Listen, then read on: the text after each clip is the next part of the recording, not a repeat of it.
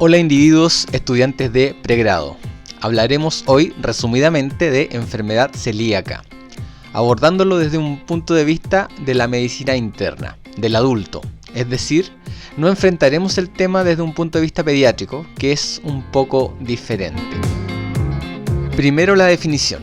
La enfermedad celíaca o celiaquía es una enfermedad inmunomediada, caracterizada por la enteropatía del intestino delgado, síntomas sistémicos relacionados con malabsorción o inmunoactivación y anticuerpos antitransglutaminasa tisular. Es una de las enfermedades autoinmunes en la que su desencadenante, el gluten dietético, ha sido claramente identificado y ampliamente estudiado. Su eliminación da como resultado la resolución de los síntomas y la resolución de la enteropatía en la mayoría de los pacientes. Un aumento reciente en el conocimiento y desarrollo de pruebas serológicas ha dado lugar a un aumento en el diagnóstico de la enfermedad y a un cambio en la distribución de sus características. En cuanto a su epidemiología, la enfermedad celíaca tiene una prevalencia mundial de 0,7%, considerando la toma de biopsias. La prevalencia se eleva a 1,4 si tomamos como valor solo la serología positiva. En América del Sur los números son similares. En Chile, la Encuesta Nacional de Salud entrega una prevalencia que fluctúa entre el 0,3 a 0,6% según el criterio diagnóstico utilizado.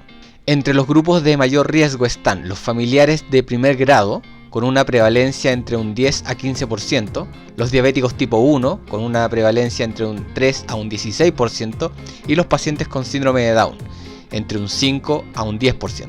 Esta enfermedad tiene asociación a otras enfermedades autoinmunes, como el síndrome de Sjögren, hepatitis autoinmune, dermatitis herpetiforme, otras enfermedades tiroidea, tanto Hashimoto como enfermedad de Graves, y psoriasis. También se asocia a déficit de inmunoglobulina A. Es una enfermedad que predomina en mujeres y su edad media de presentación son los 45 años. En décadas pasadas era principalmente diagnosticada en la infancia.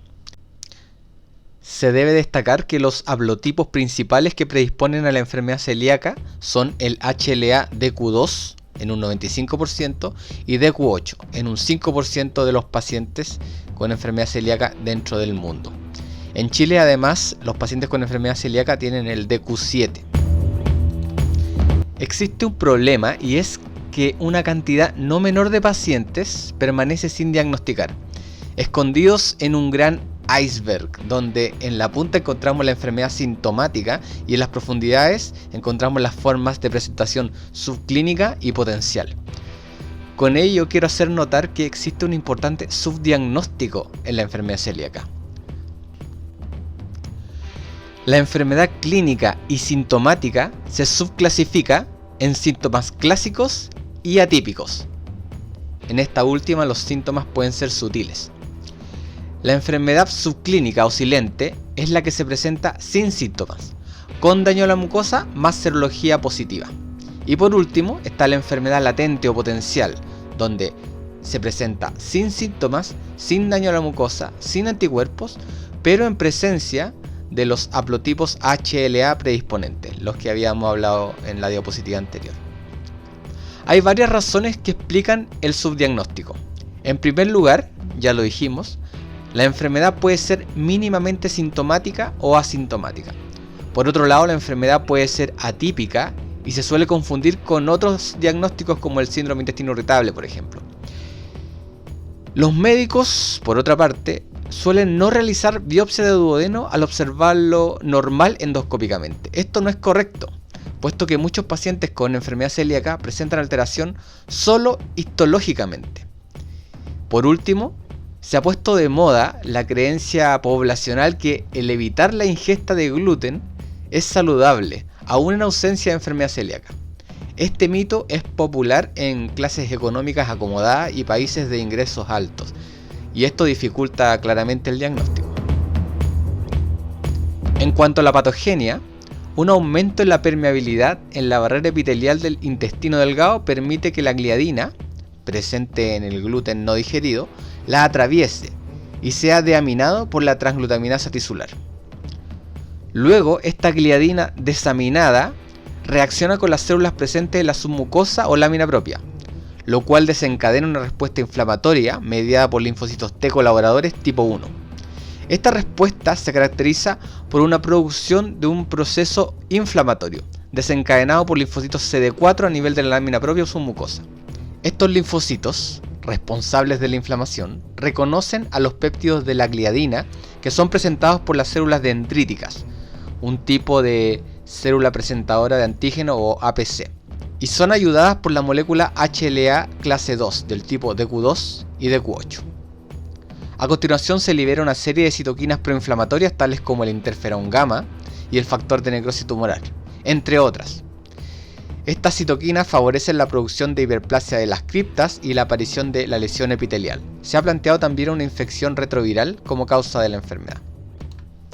También juega un rol la inmunidad innata, puesto que la interleuquina 15 puede ser generada por los enterocitos y estimula a los linfocitos intraepiteliales.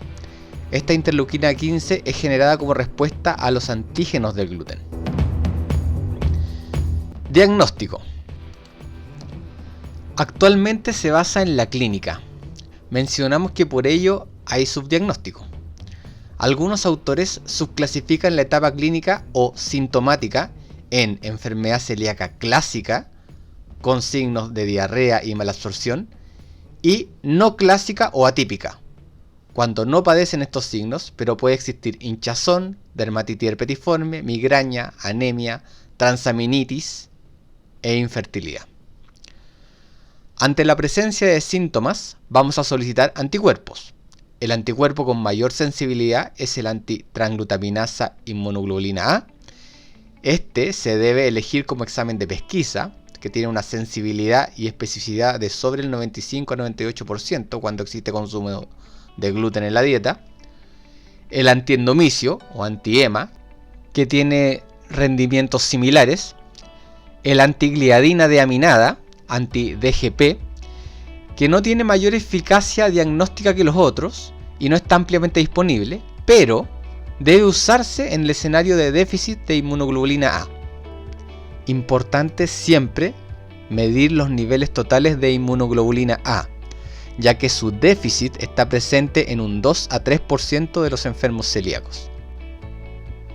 Cabe destacar que un 5% de los celíacos tiene atrofia vellocitaria seronegativa, es decir, sin anticuerpos positivos. Finalmente es importante la histología con los hallazgos que veremos a continuación. Pero para obtener la histología hay que hacer una endoscopía. El aspecto endoscópico de la enfermedad celíaca principalmente se caracteriza por nodularidad, empedrado, engrosamiento y pérdida de los pliegues, adelgazamiento de la mucosa con visibilidad de los vasos submucosos, punteado y atrofia, y aspecto en mosaico, festoneado y con fisuras. Siempre debe hacerse una endoscopía ante la sospecha clínica de enfermedad celíaca. Y considerar que si bien los hallazgos endoscópicos de enfermedad celíaca son característicos, no son específicos. Por ello se debe realizar siempre la toma de biopsias. Una vieja técnica usada por los gastroenterólogos es la inundación, para intentar visualizar las vellosidades intestinales con el movimiento del agua. En la histología se aprecia fundamentalmente aumento de los linfocitos intraepiteliales, hiperplasia de las criptas y atrofia vellocitaria. Actualmente la confirmación diagnóstica de enfermedad celíaca requiere la demostración de cambios histológicos asociados con la enfermedad. En general se deben tomar 6 biopsias en cada endoscopía, 2 de bulbo duodenal y 4 de la segunda porción del duodeno. La clasificación histológica más recomendada es la de Marsh-Overhuber, que va de la 0 a la 3. Desde la Marsh 3 en adelante es más específica de enfermedad celíaca. En los grados 1 y 2 esta clasificación es poco específica, debiendo considerarse los diagnósticos diferenciales. Los diagnósticos diferenciales de atrofia vellocitaria son sobrecrecimiento bacteriano del intestino delgado, enfermedad de Crohn, intolerancia a la proteína de la soja o la leche de vaca, en niños principalmente esto, gastroenteritis eosinofílica, giardiasis, linfoma intestinal, duodenitis péptica, postgastroenteritis, sprue tropical, síndrome de Zollinger-Ellison, inmunodeficiencia variable común, enteropatía autoinmune, otras inmunodeficiencias como el SIDA, medicamentos como el ormesaltán, enfermedad de Whipple, desnutrición, tuberculosis intestinal, enfermedad de ingesto contra huésped, y faltan en esta diapo Helicobacter pylori, los AINES, enteropatía asociada a colitis microscópica. Dentro del algoritmo diagnóstico, considerar que si el paciente no consume gluten, idealmente debe medirse los HLA. Si estos son negativos, se descartaría enfermedad celíaca. Por otro lado, si los antitransglutaminasas son positivos, debemos ir a confirmar el diagnóstico endoscópica e histológicamente. Ahora, si los anticuerpos son negativos, pero la sospecha clínica es alta, de todas maneras realizar una endoscopía más biopsia. Si la histología es negativa, buscar diagnósticos diferenciales. Y si la histología es positiva, iniciar tratamiento. En este caso, si mejora con la dieta libre de gluten, se trata de una enfermedad celíaca seronegativa. Pasamos a tratamiento, donde los puntos claves son: educación con un dietista nutricionista calificado, adhesión de por vida a una dieta libre de gluten. Para ello, deben prohibirse los alimentos que contengan trigo, centeno y cebada. La avena también para efectos prácticos. El paciente debe leer atentamente las etiquetas de los alimentos preparados y de los condimentos, prestando especial atención a los aditivos como estabilizantes y emulsionantes que puedan contener gluten. Deben prohibirse las cervezas y derivados de la malta, porque a menudo se elaboran con granos que contienen gluten y no se destilan. Sin embargo, actualmente las cervezas sin gluten están empezando a comercializarse. Los productos lácteos deben evitarse, por una parte por ser procesados y por otra por su contenido en lactosa, que empeora los síntomas. Todo alimento, atención, todo alimento procesado por el ser humano en la industria o restaurantes pueden contener gluten a menos que se certifique lo contrario. Los medicamentos, píldoras, generalmente contienen un mínimo de gluten, pero en este caso no sería necesario evitarlo. La identificación y el tratamiento de las deficiencias nutricionales, en especial de la vitamina D, que se debe medir en sangre, y también el fierro, son importantes para suplementarla. Importante también suplementar el calcio y multivitamínico según la sospecha clínica. Por último, es fundamental el seguimiento continuo a largo plazo por un equipo multidisciplinar, obviamente. Es fundamental dentro del manejo identificar las complicaciones. La anemia ferropénica es una de las más habituales de ver en la práctica clínica y puede ser el síndrome de debut de la enfermedad. La infertilidad se presenta hasta en un 12% de los casos y la osteoporosis en un 30 a 40% de los casos. Otras complicaciones importantes son las fracturas óseas, donde aumenta el riesgo a un 35%. Y al último vamos a hablar de la enfermedad celíaca refractaria y las complicaciones graves y neoplásicas. Cuando hay ausencia de respuesta a tratamiento. Cuando existen síntomas, signos o anomalías de laboratorio a pesar de una dieta libre de gluten por 6 a 12 meses. ¿Y qué escenarios podemos tener a este respecto? Incumplimiento o ingestión involuntaria de gluten, que es lo más común, el 90% de los casos, y aquí existe clásicamente positividad de los anticuerpos. Por otro lado, puede haber trastornos concomitantes, por ejemplo otras enfermedades digestivas, una enfermedad celíaca o sprue refractario y yuyenitis ulcerosa o un linfoma intestinal, que son las complicaciones más graves. Enfermedad celíaca refractaria.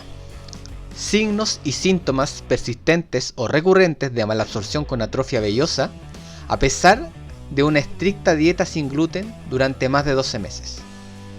Se debe manejar por especialistas, por lo que no entraremos en mayores detalles, y se clasifica en tipo 1, donde hay inflamación con linfocitos intraepiteliales con genotipo normal, y tipo 2, donde hay linfocitos intraepiteliales aberrantes y o con expansión clonal de los linfocitos intraepiteliales.